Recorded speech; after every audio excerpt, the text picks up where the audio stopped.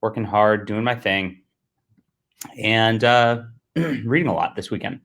So in my reads, I mentioned a book a few times over the course of the past month. I was very excited about this. It's called Regards Ditko. And in theory, it was a book about a guy who corresponded with Steve Ditko, the artist who created Spider-Man with Stan Lee, and tried to glean insight into Steve Ditko's life and artistry and all that stuff. So Steve Ditko was a certifiable genius. He was a recluse. He didn't allow anybody to visit him, nothing like that. And so it seemed like a compelling tale. This guy really got in with Steve Ditko, and they really had these great correspondences. It could have been a really good book. And I found immediately, as I started reading through this book, actually, I'll pull up the Kickstarter on the screen real quick so you guys can kind of see what I'm talking about. Okay, so it looks like a very compelling thing, as you can see. I picked this up, 204 people backed this, not too bad for a book like this. And impressive, my 4-year correspondence of the most private audit, very very copy editing right here to make it sound very awesome. Exclusive looks at a handwritten letter from Steve. So these, this is some of the validation that you'd expect to see. Where is it? Didn't pop up. Of course, I have to get on the mailing list or whatever. But you see it. There's a little bit there, and it looks very compelling. There's a comic book store. Here's one of the handwritten letters. Pretty nice that Steve Ditko wrote back. I guess this is like precursors to Twitter, right? And so we have this, and it looks really cool. And so I was very excited about this because I really wanted to learn more about Steve Ditko since I've been reading the old omnibuses, and I've been reading. I read it. There's a new omnibus called Masters of Suspense, which went through Steve Ditko's work on like pre-Spider-Man Marvel stuff, short stories, horror stuff for the most part. Really fun. And then I read his Creepy Archives, which I've done reviews of both these books on the channel if you guys want to check it out. Really great stuff. Man is a complete genius, even outside of Spider-Man, of course, which is where I knew him from first and foremost and got me to check out these to begin with. So I was very excited to learn about this. I thought this would be a fantastic read. But it turns out this book ended up just being very frustrating, as it is the memoir of a gamma male rather than an actual book about Steve Ditko. So I started going through this, and I quickly found that we're not actually going to read about corresponding with Steve Ditko and what Steve Ditko actually said, and I think we don't even get to that at all until about let's see. I'm this far into the book, trying to find where he originally even writes Steve Ditko. He prefaced this much of the book. It's about 100 pages of this 250-page book of just his own life and discovering comic books, going to a comic book shop, learning how, discovering how great comic books were, talking about his comic book shop, how much fun he had at his comic book shop, and how he loved Spider-Man so much, and he's one of the biggest Spider-Man fans ever. About the first 100 pages. Now, this is a typical thing. It's you call it a bait and switch. Yeah, you call it it's a typical move for the gamma male. The gamma male makes every situation completely about them. The entire situation is about how they are the secret king that you should pay attention to.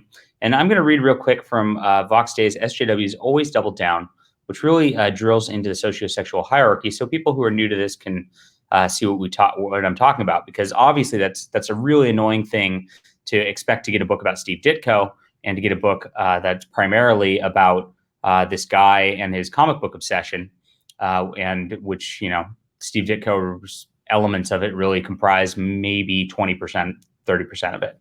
All right. But it's common, and this is what you would expect from a gamma male. And let's talk about this. The socio-sexual hierarchy. When we examine any conventional human social circle, we reliably observe a broader range of distinctly identifiable social archetypes that go well beyond mere sexual activity. As it is based on these observations that I have expanded the alpha-beta division originally introduced by Rouisset of Chateau, I can't even pronounce that shit, into a hierarchy that covers the broad spectrums of socio-sexuality. Keep in mind that this is a taxonomy of existing behavior patterns exhibited by men. Behavior patterns exhibited by men. not a theory of human behavior, as it is intended as a useful and conceptual tool, not a definitive set of boxes in which all men must be forced. And this is very good point here. A lot of people get caught up in alpha, beta, gamma, whatever, and you see all these guys on Twitter going, "I'm an alpha, I'm an alpha," and there's a couple YouTubers who are like very fat guys, they'd be in person, they'd be standoffish. You wouldn't see very many women around them at all, and they're sitting here online on the internet calling themselves alphas. Very funny, and it's because the perceived takeaway is that you should be an alpha.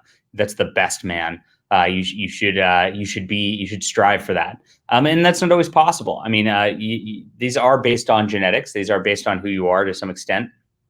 They are based on traits that you have, and you can change some of these aspects in your behavior, and you can do things. But you know what? I mean, me for instance, I'm never going to be an alpha. I'm 5'9". I'm getting in better shape, but I mean, let's be honest, I'm 5'9". That's the end of that, right? So it is what it is. You can't, it's not something to strive for or something to brag about. These are just traits that are, and there's actually gammas that can be very useful and successful people, extremely successful people.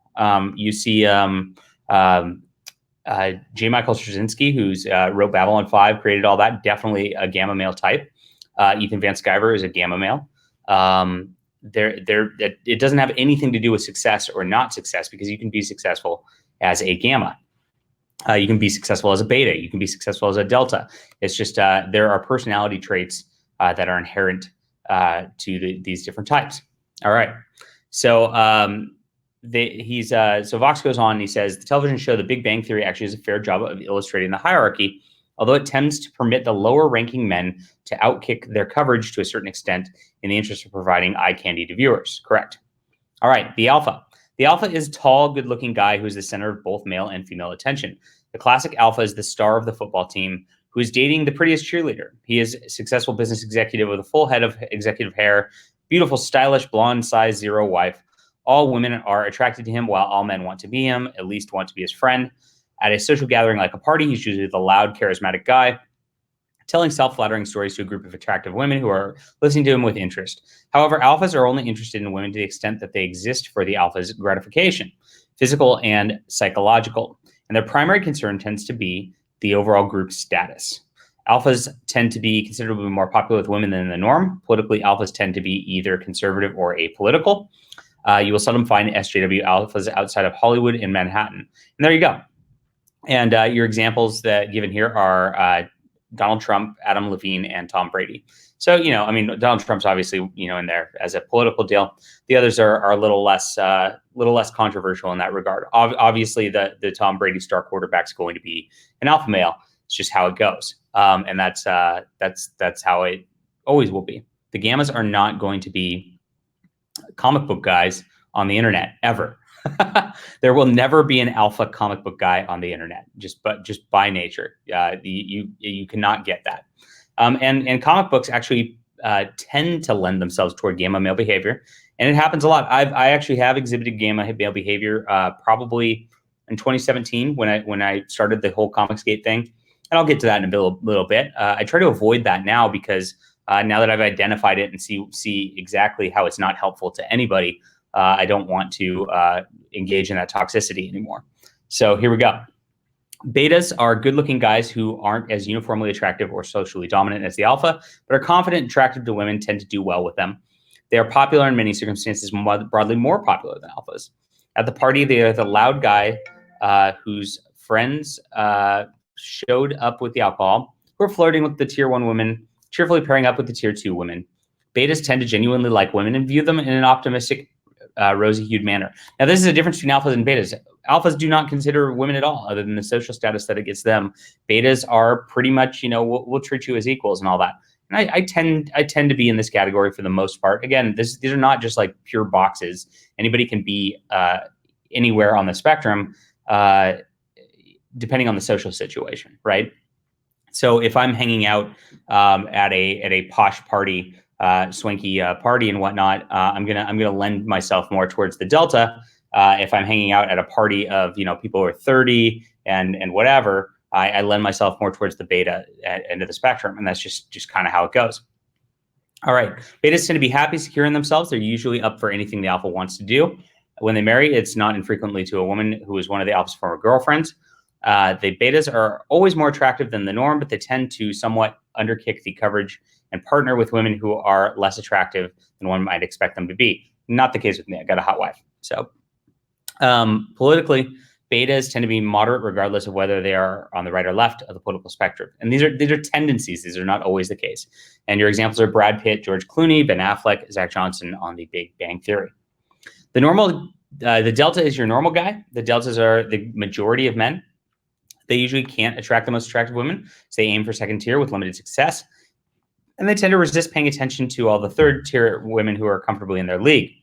This is ironic because the deltas would almost always be happier with their closest female equivalents. When the delta does manage to land a second tier woman, he is constantly afraid she will lose interest in him and will not infrequently drive her to the very loss of interest he fears by nonstop dancing of attendance upon her. Yeah, this is something I see a lot of guys do a lot of the time. They get near a girl who's a pretty woman who they think are prettier than they are, and they dote on her too much, and then therefore she loses interest. Just a standard human sort of condition right there. What I do right here? Stupid Kindle, stop. All right. Deltas tend to put female sex on pedestals, and they have overly optimistic expectations of them. If a man rhapsodizes about his better half, I see this a lot. I saw this at a party yesterday. A definite Delta guy. He's a computer programmer. Has not very much status, but he's working hard. He's a hard worker, good guy, and much shorter than I am, even at 5'9". And he had a shirt on which said, "I'm the boss," and then below it, "only because my wife lets me." And so definitely out there signaling that the woman is more important than him. And again, this is the better half behavior. Definitely a total Delta type of person. Deltas like women, but find them mysterious, confusing, sometimes secretly a little afraid of them. And that's something that you'll get. It's an emphasis on secretly, because they won't ever come out with this usually. A very physically attractive Delta will often wind up with a slightly less attractive woman than one might expect. Tends to work out well in most cases, as women often initiated the relationships but tend to remain head over heels about their husband. And examples are David Beckham, Jeremy Renner in the Avengers movies, Leonard Hofstadter in The Big Bang Theory. All right. And so those are your like Drake says, most programmers are Delta. But it is a place you can find gamma. It's very true, because the gammas tend to be very intelligent overall. Is where there actually are good traits. You'll see this. I've actually got a article of a men's sex magazine or something like that that's going through these groups, and they actually they give a pretty funny example of gamma, which is from a gamma's perspective, obviously right after this. So I'll go once I define gamma, I'll go into that. Gammas are introspective. So this is how we get to comic book people in general. Almost always introverts in the comic book sort of community. Unusual, unattractive, again, typical to comic book fandom. Altogether, often bitter.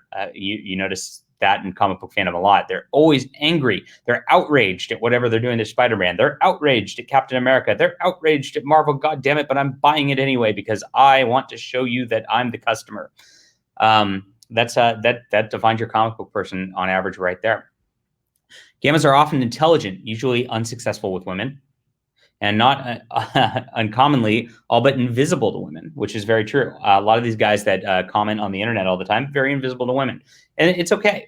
This happens sometimes. And look, if you exemplify some of these traits, this doesn't make you a bad person or anything, by the way. There are, like Vox says here, there are intelligence. It often leads to the gamma thing because you end up with like high intelligence and low physical prowess, but you might go, oh gosh, well, I'm so smart. And you might end up getting bitter because of that, right? I'm so smart. People should. It's a defense mechanism that you're trying to cope with certain elements of your life, and therefore you get bitter and you then project this people should, right? It's there's a term for this, entitled, right? That's what ends up happening a lot. All right. This mostly depends on whether the gamma alternates between placing women on pedestals, which they do. You'll see this with male feminists a lot. Oh my gosh, strong female lead, yeah, right. Joss Whedon, right, and hating the entire sex. So that happens a lot. You get the incel community with that. So it can go to either of the extremes. And this mostly depends on whether whether an attractive woman has happened to notice his existence or not that day. Too introspective for their own good, gammas are the men who obsess over individual women. And this is always something I always told my buddies in high school and college. Like, if you want a good girlfriend, you cannot obsess over an individual girl. If you obsess, I've done this in my past too. I'm not going to lie. I did this in high school and got rid of this behavior because I knew it was not working. And that's how you progress in your life. But if you obsess over an individual girl, they tend to get freaked out because it's a little weird to have somebody obsessing over you. And so you get into that, and you get into that rut, and you're going to be focused on this thing that's never going to work, and then being angry because why isn't it working? I'm so intelligent. I'm so great. It should be working. And then you get that bitterness that then comes from it. Again, it just feeds the entitlement cycle. So it happens. And I always tell the guys the best way to get a solid girlfriend is to not care whether you end up with a specific individual girlfriend or whatnot as said girlfriend. It seems counterintuitive, and it's very hard to get yourself into that mindset if you're not in that mindset. But it will get you there. It will get you a better, happier relationship once you land one. All right. Obsess over individual for extended periods of times and supply the ranks of stalkers. Now, again, Vox is going a little far because not everybody's like this, but this happens sometimes, right? Psycho-jealous ex-boyfriends and authors of excruciatingly romantic rhyming drabble. In the unlikely event that they are at the party, gammas won't even show up at the party. They'll be on twitter.com all night, right? They are probably in the corner muttering darkly about the behavior of everyone else there, sometimes to themselves. Gammas tend to have a worship-hate relationship with women, the current direction of which is directly tied to their present situation. However, they are typically sexual rejects, not necessarily social rejects, and that's where you got to draw the distinction. This is a hierarchy based on socio-sexuality. It's not based on anything else. You could be a gamma male and a smart person. You can be a gamma male and do well in your business, as I mentioned. You can still have these things. It's not necessarily indicative of anything. Examples are science fiction writer John Scalzi, great one. And again, that guy's a multimillionaire, super successful. He's not having a bad life whatsoever. Howard Wolowitz and Rajesh Kuthra, I don't even remember his last name, on The Big Bang Theory. Yep. So those are just your kind of outcasts, and those are your comic book guys, right? On average. And so it comes no surprise that when I get into this book here, regards Ditko, that it is a comic book guy writing this, and he makes it all about him. So because he is over developing his importance in Steve Ditko's lives, and talks about Will Wheaton's another gamma that's very successful, yes. And he makes it this book, which should be a biography on Ditko and really delving into his art and later stuff. But he doesn't. It should be titled, actually, probably instead of Regards Ditko, which is how Ditko signed his letters. It should be titled Well, Actually Ditko. And that's one of the things that you'll see with the gamma male thing. And this is the one thing I want to drill into people. The well, actually. All right. The well, actually is the behavior that you can stop yourself in the easiest, and that people tend to engage in online. People, it happens. I mean, everybody eventually gets into a well, actually, at some point in their lives, and they always have that. Any person can go into that gamma behavior. I don't know a single person who's never well actually'd someone else. And so what I mean by that is somebody goes in and I say, Christianity is the correct deal, and it's the only way to salvation. And I post something like that, right? And I'm doing it because I'm trying to rally my people, and I'm trying to get people who are interested to pay attention to what's important, which is Christianity. And the gamma male will then go on the comment, or anybody exhibiting gamma behavior. I mean, like I said, I've seen people do it who are not gammas all the time. You can shift from one situation to another, and this is the thing about this. It's not 100% a box you're stuck in. And they'll go, oh, well, actually, you know, your fairy tale religion, blah blah blah blah blah blah blah. Right? You see that all the time, and they tend to write their responses in like big long boxes. So it's like, you know, the TLDR, right? Too long, didn't read. They tend to just like spam words at you to show you how smart they are, and how your opinion's wrong and how you need to change it without you asking. Right? It's one thing. Here's the difference. Right? If I'm like Drake's given me in the chat here, has given me a lot of typo information for my books. And the non-gamma response, which he did, was, hey, you know, I spotted some typos. Will it be useful to you? Right? And I say, yes, that's actually very useful to me. Thank you very much. I can change these and fix these so the next person who comes along doesn't have to read these typos. And he went and made a huge list, super detailed. That's not gamma behavior. The gamma behavior would be, hey, your book sucks. You've got so many typos. This. You're a shit author. And that is the gamma behavior. That's the difference between somebody who's helpful and being a useful person and a person who is not being useful whatsoever and attempting to just show their prowess because they secretly should be getting some authority or something like that. Big difference, right? Yeah, typical Delta behavior is being very helpful. So I appreciate that, Drake, a lot. Yeah, this is what happens in here all the time. So of course he made the book about him, which the gamma always makes the situation about him. But as I get into the book, he starts fretting. So the first thing that I got notice about when he started writing Steve Ditko is he wrote 10 pages about how he fretted what to write Steve Ditko. And it ended up being a very, very like submissive, feminine deal. I've got the transcribed library. I could have just read the transcribed letters in the back. It's the last like 20 pages, 30 pages. And then I could have skipped the whole book. But he came out and he goes, I've been searching for information on you for many years. It's come to my attention that you are difficult to reach. I want to reach you and express my gratitude for your involvement on The Amazing Spider-Man and the impact it had on my childhood. It's about me. You changed my life with Amazing Spider-Man. And this is somebody in the 90s writing about some, you know, a comic book a guy did for 2 years in 1964, right? So it's definitely a self-centered sort of thing where he's like, I should be recognized for my magnanimous adoration of your Spider-Man, right? That's what it's about. Growing up, I watched and all Peter Parker did this, blah, blah, blah, blah, blah, blah. I was able to identify with Peter. Now, Peter is a gamma male, guys. I'm sorry to say. Gamma fantasy right there. Every time I read Spider-Man, it's getting harder to read these days because of that.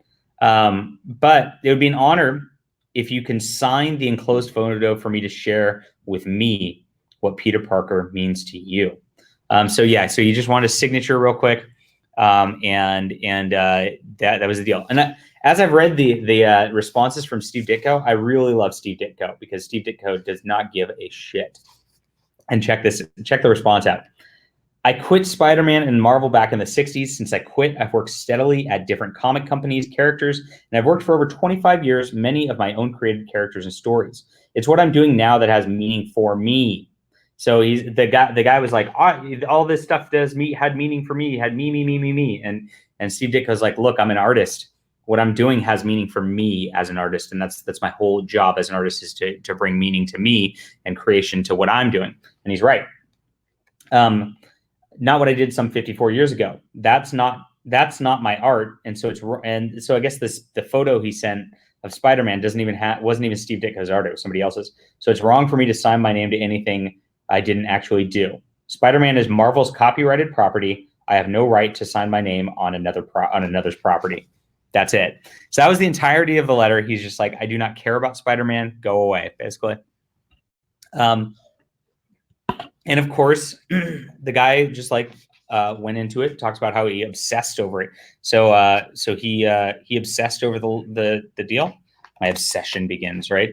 And he just focused hard on this, like Steve Ditko's like some woman he wants to pursue or something like that, but he can't. So he's talking about Steve Ditko, and he just He talks about writing a letter as taking a chance, right? It's not taking a chance to write a fan letter and ask for a autograph. I mean, come on. And it's just sad gamma behavior the entire way around, and it gets worse. So after this, and here's the thing that gammas like to do, especially on the internet. So you see the next deal, debating Ditko, right? So he went through and found out that Steve Ditko is a right-wing objectivist, and of course, he immediately then had to go and tell Steve Ditko, "You're wrong. You are wrong for your beliefs. You are wrong for this." And I mentioned that probably in 2017, I engaged in a little bit of this like sort of gamma behavior of comic prose as a new author and fan. I'm going through and I'm seeing all these Twitters and stuff on Twitter, and somebody posts something and I just go, well, no, and it's they didn't ask for my comments or advice. They weren't asking for a debate or to change their mind. It was the same thing. And so now I've gone to more of a point where if I see that sort of thing, I let them do what they want. I don't really care. If they are going to be a rabid SJW left-wing crazy, I'm just going to stay far, far away from them because they're crazy people. Writing to them and telling them they're wrong does not do anything. It just solidifies them in their opinions. It just makes them angry. It makes them annoyed with you because you are giving unsolicited advice towards them, which is not useful. And this is and not only I was doing this, but here's the deal. There's thousands of comic gamma males on the internet every day. Every time anybody posts anything, whether it's Tom King or, I know everybody doesn't like Tom King in my fan base, but let's say Sean Gordon Murphy or whatever, and they post something, and then 50 gamma males come on going, well, actually, you're wrong. You're wrong. You're wrong. You're wrong. Well, actually. And you see that 50 times a day as a person who has, 5,000 followers, which is what I got. And then, or say you've got 50,000 followers, you see it 500 times a day. You just start lashing out at people because you're just sick of it. And you're just like, screw it. And of course, the takeaway everybody had was these people don't respect their customers. Guess what? This guy's takeaway was to Steve Ditko, that Steve Ditko just didn't respect his customers. And Steve Ditko is a freaking genius. He had nothing. It wasn't some hack or anything like that. And that's not to say that like people do this. Here's the deal. People do this to gamma males who are a lot of comic writers and artists are also gamma males, and they do it right back. And it becomes like a gamma circle jerk a little bit. So that does happen too. But you got to remember, you're the one who can stop that, right? You can stop this if you just don't care. If you're stop celebrity worshiping, say this isn't Steve, say this is regards Wade, right? So if you stop celebrity worshiping Wade and thinking that he owes you any conversation or owes you to listen to your opinion on politics or whatever, because you bought whatever comic book he did and wanted to express your whatever, that's gamma male behavior every single time. It doesn't matter.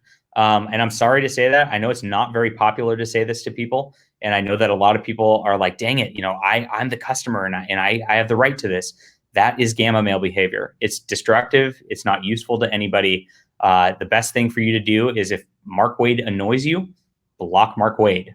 That's it. Mute Mark Wade, whatever it is. If he annoys you on Twitter, don't deal with it. It's not your problem. He's not your friend. He's not there for you. He's just a guy who is writing comic books. And sometimes they're good, sometimes they're not. And if they're not, you can leave reviews. Reviews are a thing. But if you're tagging him on Twitter going, this is the shittiest book ever. You're such a piece of you are just being a gamma. If he wanted your opinion and your he would probably ask it. And I've had writers ask me their opinions. I've had Marvel and Image writers DM me and ask my opinion of what I thought of a book. And I tell them. And I usually try to, and when I do it, I try to preface, sort of things. If here's the good of the book, here's the bad of the book, what I thought, unless I really loved it. And then I just tell them the good of the book. Because usually they're not, unless it's like a contracted editorial relationship, they're not looking for that kind of feedback and they're not interested in that kind of feedback. So volunteering that is saying you are secretly a king who is smarter than them, who understands the market and all this better than them, and you have to alert them to it, and you will have your opinion heard no matter what because you're so important. And that is the gamma male behavior. It's extremely sad. And this is I watch every comic book person's feed at this point. Every comic book like major person gets this sort of shit all day long. It's really annoying. And this is what this guy did to Steve Ditko next. So Steve Ditko said, like, I don't care about Spider-Man, right? I have my new art, which is like, hey, why don't you read my new art if you're interested in things? And then that's it. And then he wrote back after he researched Steve Ditko and wanted to then tell him he's wrong. So Steve Ditko, for some more background, wrote a character in the late 60s that he developed called Mr. A. And Mr. A is based on the proposition by Aristotle. This is solid philosophy, because Steve Ditko is a very intelligent guy who's reading solid philosophy, right? Sorry, I got distracted by the chat here. Wade's 90s writing is actually absolutely fantastic. His Flash run is some of the best comic writing out there. But Mr. A, the concept of it is A is A. A is always A is not B, right? And Steve Ditko is right that in a lot of essays that he writes that modern culture has a problem in that we've gone down this rabbit hole where we're saying A is not A is B. And this is where it concerns the archetype of the hero, right? The hero is a person who should act heroic, who should be a good person, who should be doing good, who should be striving towards doing right and striving towards justice in the situation, right? Possibly at a loss to himself, because he's not going to back down for his cause. A anti-hero is what we get mostly for heroes now, or a non-hero posing as a hero. And this is what modern comics have devolved into, in modern movies too, where A is not A. A is B. A is the anti-hero now, right? And so because we've got all this darkness and everything, and nobody ever wins, and everything's always terrible, evil's good, good's evil, it's all shades of gray, man. Because we have that in all of our pop culture now, our pop culture is diminished. And that was Steve Ditko's point. He's writing this 30 years ago even. I mean, I've been saying this for the last 3-4 years. He's been saying this for 30 plus years. This is amazing. And it makes me very interested in this man. But he writes about this. So he had that character, and the concept of the character was the character is always going to be doing good. He's like a very golden age style character who is very, he is right is right, wrong is wrong, black is black, white is white. This is it. And that's the Mr. A character. So in order to pick at Mr. Ditko, this guy wrote back, and this is, remember that his first correspondence was just asking for an autograph and saying Spider-Man's the best. And Steve Ditko says, I'm not interested in Spider-Man, and I'm not going to sign some picture that's not mine. That's it. That's all he got. And so he took it upon himself this is where the gamma male behavior comes in, to say, okay, well, I've learned this about Steve Ditko, and I don't agree with this about him, and I'd better change him because I'm right, because I'm smart. I'm a smarty pants. And this is and that's a big gamma male indicator right there. So here's the things you can change about yourself is try not to actually people, right? And I'm trying to drill this in my kid, because my kid does this too. And every time he starts doing this to me or my mom, or not my mom, my wife, what I do is, instead of saying you're talking back, which doesn't comprehend much to a kid, I mock it and say, well, actually, and he understands that that's really annoying. And so it stops that a lot better than saying, hey, you're talking back and you shouldn't talk back to your father. That's the behavior is the actually, and that needs to stop. But the other thing is being a smarty pants. And so going through, doing a little cursory Wikipedia research, thinking you're a freaking genius on a topic, and then spouting off about it because back to a person, even when the conversation was not about that, right? Especially when the conversation was not about that, when it's a way off topic thing, right? And you just are going in because Ditko's in it. Say I know, Gail Simone loves abortion or whatever. If I just went on our comic thread, and this is the off topic element, and I've had this in YouTube a few times. I'm putting up reviews of different books from the 60s that I love, and Yes, and he's been working on this son as well. Yeah, got to get rid of that behavior while they're young. It'll help them out big time.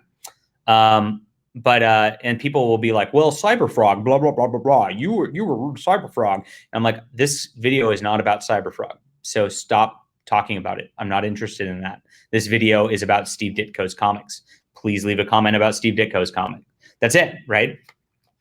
So that's the other gamma male behavior. The smarty pants, I have to be smart and talk about whatever subject I want to talk about and distract the topic, right? And this is what he does. And this was, remember, context is there was one letter exchanged about Spider-Man, and this guy decides to be smarty pants. Well, actually, dear Mr. Ditko, I realized that A is not always A. So he takes his character, Mr. A, and automatically goes, meh, A is not always A. In real life, everything is gray. You're wrong, Mr. Ditko. Like, he just opens with that, not a hello, not anything like that. Art can depict how a man should act, though actions always seem to show otherwise. I suppose this is what makes comic book reading an adventure. So he's getting into the nihilistic comics are actually better than your comics, dude. Your character, Mr. A, is of that rational behavior. He does not reward the guilty, and the innocent are not penalized. My question for you. So after telling Steve Ditko, you're wrong, your character's dumb, I have a question. And so that it's a setup, right? So of course, if Steve Ditko comes back with anything, he'll just be like, well, I just asked a question. You know, that's the deal, right? Yeah. Mr. Smarty Pants trying to box with Aristotle. Aristotle is smarter than you or me or any of us. And he had better thoughts than any of us. So to think otherwise is just absolutely asinine. So don't do that. I have not gone and looked through for super chats. So if you left any, it doesn't look like it. No super chats for me. Nobody loves me. It's fine. Fine. All right. P.S. I want to apologize for sending you Spider-Man sign. Okay. So his question was, how do you feel about this generation of flawed heroes we see as a top selling point? And he rubs it in as top selling. These heroes appear to be closer to reality, giving the reader something to relate with. If art nowadays is depicting how man is acting, then what is reality? And Ditko writes back beautifully again. I realize that A is not always A. In real life, everything's gray, in quotes.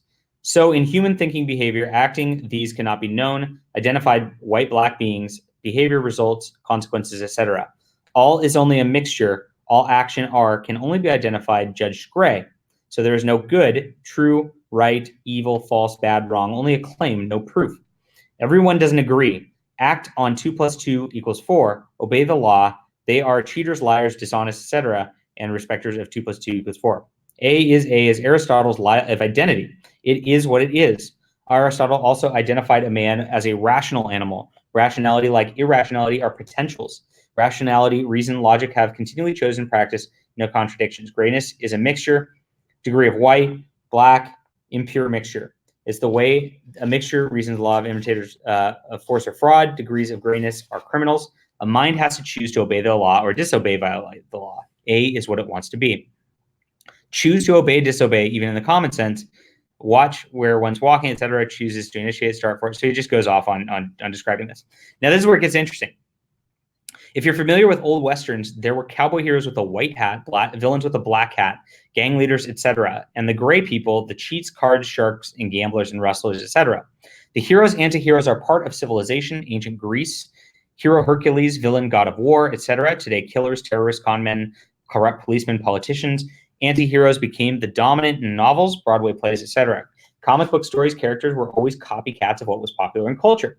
Movies, novels, westerns, crime, adventure, or whatever. Definition of a hero is any man admired for his courage or exploits. Hero is a generic term. There are good heroes and bad heroes. Some are good sports, war, team achievement. Bad heroes, evil heroes, dictators, suicide bombers, enemy heroes. Every country has its heroes and villains and traitors. Comic books are a low level of entertainment. Sorry, guys. Its stories and heroes are made up fictions and fantasies. All novels, movies are a higher level of created fiction fantasies. Too few comic book fans have minds to move up to reading novels, not moving up to experiencing, understanding the more realistic men minds dealing with the real world. Early comic books had valid fictional fantasy heroes, man-minded as best. The changing culture is like the Comics Code authority forcing comic book companies, professional editors, and writers out of business. And he goes on, and he talks about the dumbing down of culture and how that relates to the hero, anti-hero. I'm not going to read the whole thing because I don't want to be copyright, but that's the deal. And it goes on like this, and the guy just argues with Steve Ditko. And so you get 1 letter from Ditko, 2 letters to Ditko from Ditko, 3 letters from Ditko, and he actually, like, of course, the guy goes, "I politely disagree," and then slams Ditko, and then Ditko does put "politely disagree" in scare quotes later on. 4 letters from Ditko, 5, 6, 7, 8. It's like 9 letters from Ditko. Maybe there were 10. I counted wrong. That's it. He only got 10 letters back from this guy and acted like this was a whole book, like where he got to know the guy really well. And he just argued with the guy about his Aristotle philosophy and Ayn Rand philosophy, and said it was wrong, and that he should really be catering towards modern audiences and things like that. And Steve Ditko was his own man and just wanted to write what he wanted to write. He didn't care if anybody else liked it. He was creating for the sake of creating, and that is true art right there. And so that's the deal. So that's the difference between the gamma male and the true artist. Very simple. And it goes further. The fantasies are where the gamma male tends to make their they think that they're much more important than they actually are in everybody's life, right? So, I mean, the fact that he wrote this book, which is essentially an autobiography about himself and his comic book collecting, he thinks he's super important in Steve Ditko's life, when the guy wrote 9 letters of like a couple paragraphs back. So it's like, I don't know. I've written more of that to random people on Twitter. I don't know. So it's really silly. And number 2, he goes into Stan Lee too, and acts like he's when he meets Stan Lee, he gets in line for hours. He God worships the guy same way, and then he's like, I've been corresponding with Steve Ditko to try to get in with Stan Lee, and it didn't work very well. He got a couple seconds with him and was brushed out of there pretty quick. And again, like, that was like 3 chapters of the book where the guy like hyperventilates because he's going to meet Stan Lee. I don't know about you. I don't really hyperventilate when I'm going to meet anybody. It's bizarre. I've met, I don't know. I met everybody. So it's, I guess maybe that's made things a little easier over time. But that idol worship, the self-importance, those are traits you can identify and kill in yourself. And I think it's important to do so. Those sorts of things will help you grow as a man. You don't want to be the type of man who's so fixated on stuff that they can't function, and that they can't have a good existence. And that's what we get in this comic book community a lot of the time. This is why it's so toxic. Every person in this comic book community is this person. They all think they have their own novel book based on their own experiences just collecting comics. And not only that, but they think that the comic writers who they read their books should read that book and should then tailor their work to them specifically because they are the smarty pants. That is the comic book community in a nutshell. I pretty much agree with everything Steve Ditko said. I think the Aristotelian concepts are obviously true. This is a cup. It's never not going to be a cup unless I smush it. But it takes my action to make it not a cup, right? On the other end, the comic book industry as a whole is toxic. I think that the fandom aspect is super toxic. It really is. And the interactions for generations have really caused the comic book to become a lower medium than it was before. Novels are definitely a higher medium, which require active imagination and active thought a little more than comic books do. But the generations of this type of person being in the seat has made comics an even lower medium than it was before, even as it's trying to be a more literary medium. It's trying and failing desperately. And so we do need to get back to real heroes are real heroes. We do need to get back to trying to act like men and realizing a comic book is just a comic book. If somebody put some shitty thing in a comic book about, whatever, my agendered Supergirl's friend or whatever, just stop fucking buying Supergirl. Sorry to swear, but that's it. Just stop buying it. Stop talking about it. Don't care. Why do you care? It's not yours. That's it. So there we go. Yeah. So anti-gamma behavior, getting fit and actually working to improve yourself mentally, physically is better. Is the way to go. And so Edwin asks, what is the fitness agenda for today? So I'm going to share my snacks. I snack a lot, and I snack on things that other people do not. This is Brad's crunchy kale mix. I eat this because it's got like 0 calories in it almost, and it's got fiber. So I love high fiber. Try high fiber and high protein. Also high fiber, and this also has potassium. I try to really pay attention to my potassium because I do get cramps. So my beet chips and Brad's kale. I do eat apple chips. These have a little more sugar in them, so you want to be sparing in these. I eat about 1/3 of a bag of these a day, maybe less. But these are dried apple chips, very good for that. And for lunch, I had some pollock, which is a whitefish. It's almost 0 fat, and was about 28 grams of protein for 6 ounces of fish. And then I had some Brussels sprouts and broccoli. And that's it. That's what I eat for lunch, and that's how I keep myself in a sustained peak performance. So where my this is all good brain food. It's keeping my blood flowing. It's keeping everything going well. As far as fitness and workouts, I do my workouts early in the morning, first thing. You shouldn't be eating a McRib, bro. I'm sorry. I do my workouts first thing now. I used to do it after work, but I found what happened if I do it later in the day is I get a little tired, and then I make myself excuses that I won't do it. If I do it first thing after I wake up, I will never have an excuse. And I make myself go, and I've been pretty consistent about that. So I do 15 minutes of just light cardio on a elliptical machine, and I do that to just get my blood flowing as I wake up in the morning and get myself warm. And to do that, I put it on. I put there's actually like a little book stand on my elliptical machine. That's how I get so much of my comic reading done, because I can plow through those comic books while I'm doing that. And it's a little better, like, because I'm moving a little too much to read a lot of text. So having the pictures and all that, it makes comic book reading make sense, and that's why I read so many comic books.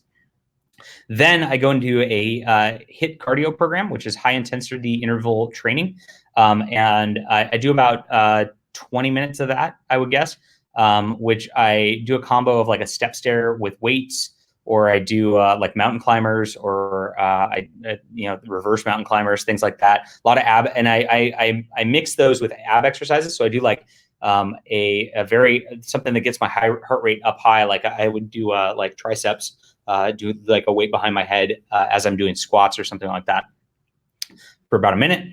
And then I would get down on the mat and do an ab thing for another minute as my heart rate's going down. So it's like active rest almost, where it's a little easier. And then I go back and I do weight training for another 20 minutes after that. So that's what I do for my my daily workout. All right. So yeah, please, work out, eat healthy. You start doing that sort of thing, you're gonna lose the gamma male behavior anyway, because you'll start seeing improvement in yourself, and then you'll care more about yourself, and that will end the gamma male behavior right away. Don't will actually people. That's the big deal.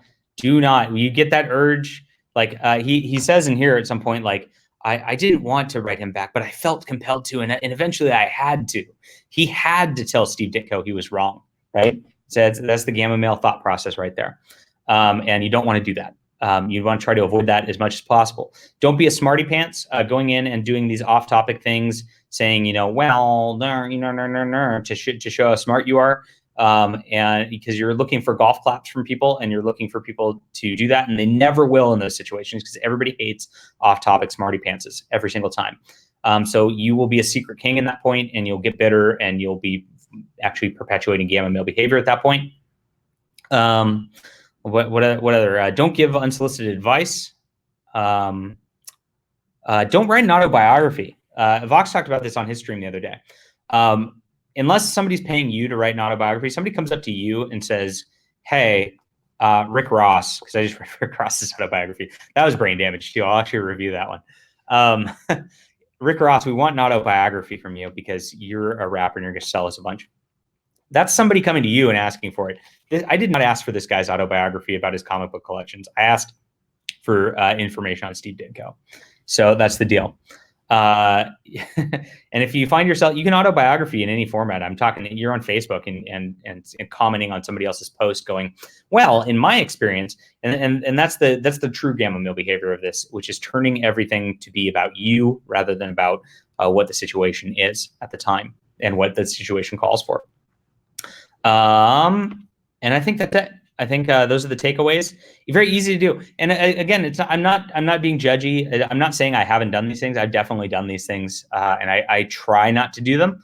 I find myself slipping up sometimes because, like, you know, the way social media works, it encourages this kind of destructive behavior. It's not good. That's why our society is falling apart, guys. It's because social media is encouraging this style of behavior, which is not good for anybody, not helpful for anybody. And so I'm trying to break away from that. I'm trying to use my experiences to help you to break away from that. So I hope it helps. Yeah, that book, I wouldn't recommend buying it. Like I said, there's only 9 letters from Steve Ditko in there. I'm researching information on Steve Ditko because I know he wrote a bunch of essays on philosophy and the comic book industry. And I've got a email into his co-writer, publisher person, a gal named Robin Snyder. And I'm trying to get a hold of those. If those are good, I will obviously let you know about them if you're interested in Steve Ditko like I am, because you know, I think he's one of the greatest comic guys of all time, and I want to emulate that. I don't want to tell him he's wrong in what he's doing. I want to emulate him because he's a genius, and I think that's something admirable. I guess that's beta behavior, right? And there you go. That's it for today. I've got work to do, and I've got a lot to go on. Go check out the links below. Hit like and subscribe. I got to tell that at the beginning of the broadcast, so everybody does that. And that's it. We'll be back tomorrow, maybe with a guest. I'm not sure. This was a weird one because I just wanted to kind of give a lecture today rather than have a conversation.